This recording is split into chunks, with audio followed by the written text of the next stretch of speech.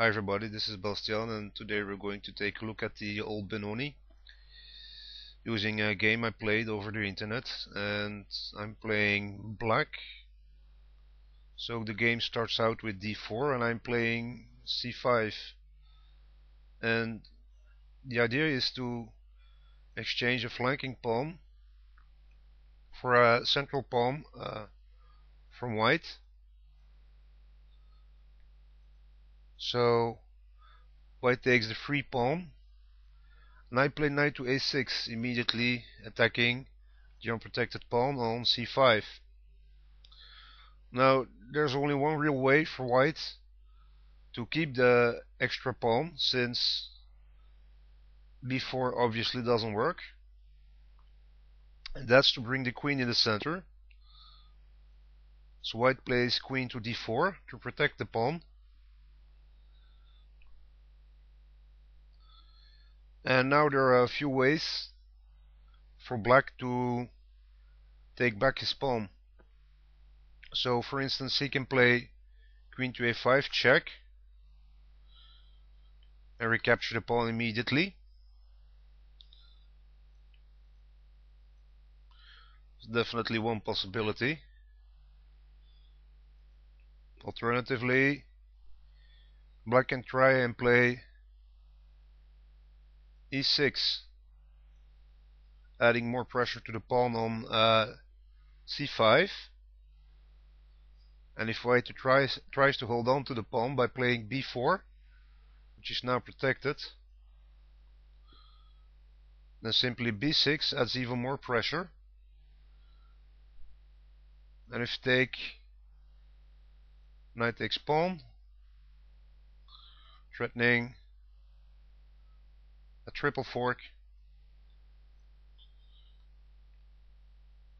So if you take, white loses the queen,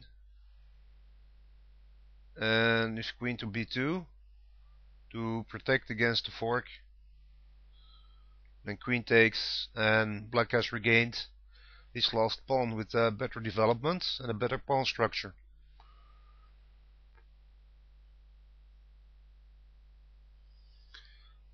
However, none of this was played. Instead, I'm going to abandon the pawn and follow a different strategy, and that is to chase the queen. So in order to chase the queen, since there's no longer the possibility to chase with the knight, I'd like to play e5.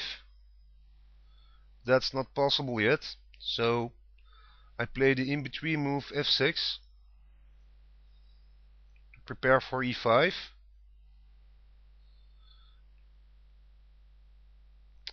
White plays b4, adding extra protection in case he needs to flee with the queen. So e5 is played. White plays queen to c4, still guarding the pawn on b4. Notice that the e-pawn has moved, and we have created an additional attacker on c5. d6. Now, if white takes the pawn, so if pawn takes pawn, bishop recaptures. Black is still down a pawn, but still has the pressure on the second pawn. That's definitely playable for both sides. But instead, white plays bishop to a3, not exchanging the pawns, but adding another defender. So I take the pawn, white recaptures, and I'm still down a pawn, and there are two attackers and two defenders on the pawn on c5, but I can still simply take on c5 with knight takes pawn, and the knight cannot be recaptured, because if bishop takes knight, I can play queen a5, check, and grab a free piece.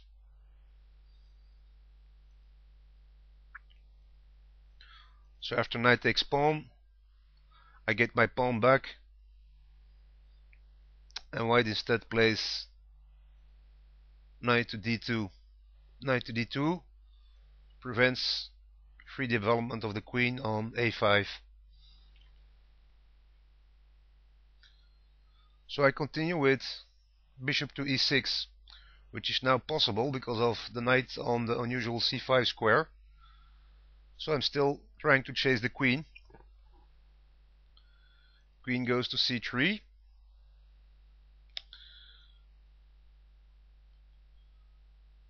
Rook to c8, adding another defender on c5, also creating a discovered attack on the queen in case the knight moves.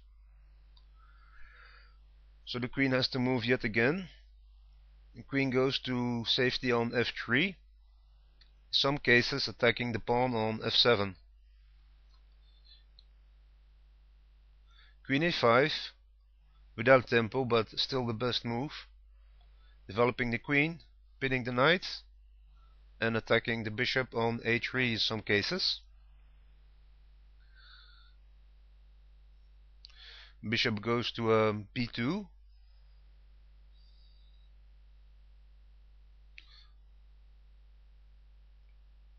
Notice that the bishop could have captured the knight, and if, say, bishop recaptures,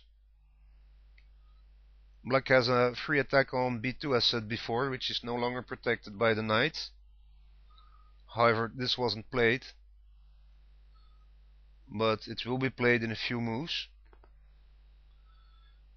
Bishop retreats to b2, and I play knight to a4, attacking the bishop. And now white plays queen takes b7, which gains a pawn on b7, but also protects the bishop on b2. So white is up a pawn, but I can immediately recapture on c2. So rook takes pawn on c2. Now I have two pieces attacking the bishop on b2 with one defender, and I have two pieces attacking the knight on d2. White tries to resolve that situation by bishop c1.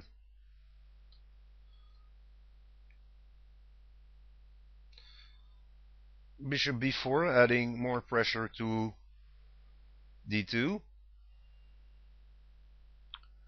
And white continues development with knight to f3, adding another defender. So at this point, I'm no longer trying to add more pressure to d2, but instead I'm going to add pressure to the defender on c1. So I play queen to c5, and the bishop on c1 is lost, because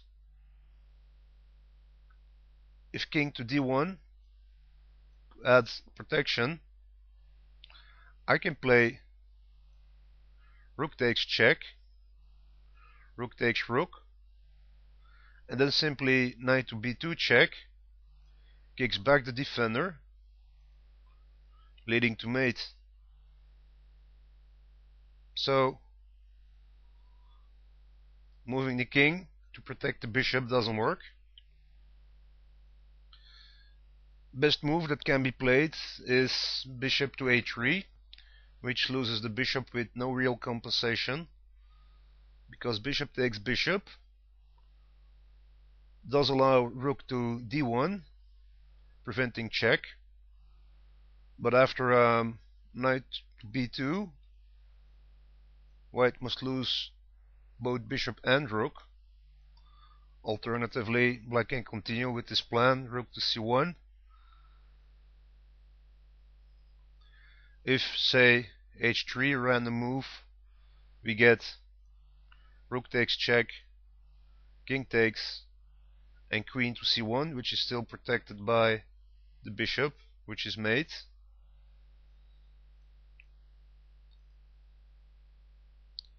If rook takes, queen takes mate, so that doesn't work.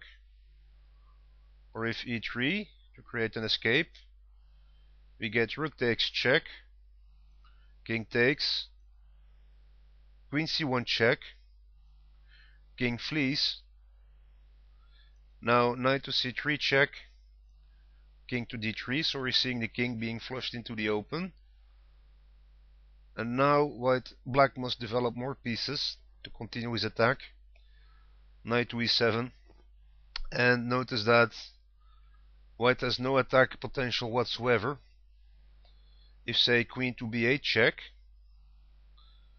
black can simply play king to f7, threatening the queen, getting more pieces into the open. And if white thinks about getting a free rook, say queen takes rook, then simply e4 check, king to d4, knight to c6 mate. Alternatively, e4. Second possibility is knight takes pawn, then queen b1 check,